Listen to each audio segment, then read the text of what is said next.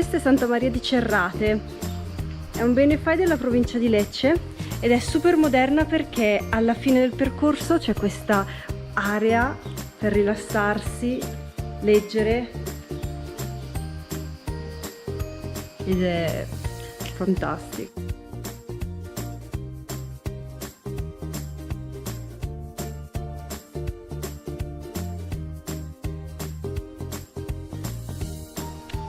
E finiamo con delle Salento chips con timo, menta, salvia, limone e rosmarino, yentu de mare.